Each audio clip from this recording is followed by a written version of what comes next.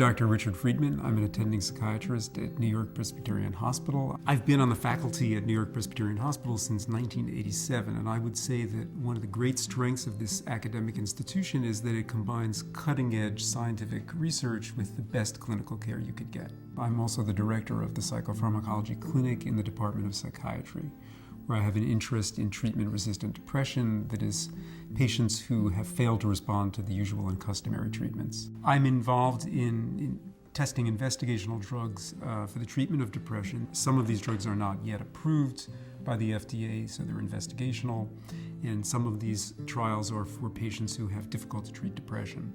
One of the other things that I do is I write regularly about behavioral science for the science section of the New York Times.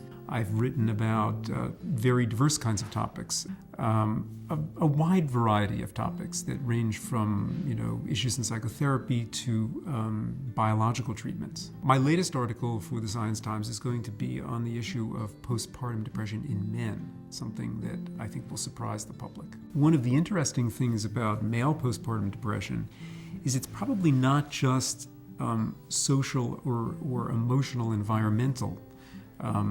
There are biological changes in men that occur right around the postpartum time, even though they themselves are not the ones bearing the children. Well, it turns out that in men, testosterone levels appear to drop right around the time of birth.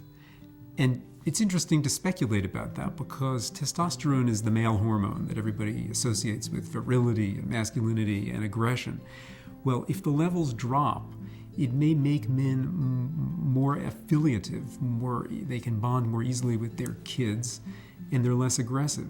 And so, you might speculate, maybe men whose testosterone levels drop too far are prone to develop postpartum depression. That's just a speculation, especially because we know that in older men, in the 5th and 6th decades, there is a link between low testosterone and depression. There's a certain percent of men in their 50s and 60s who have low testosterone, and it's correlated with depression. So this is just an interesting phenomenon that the public doesn't think much about, but it exists.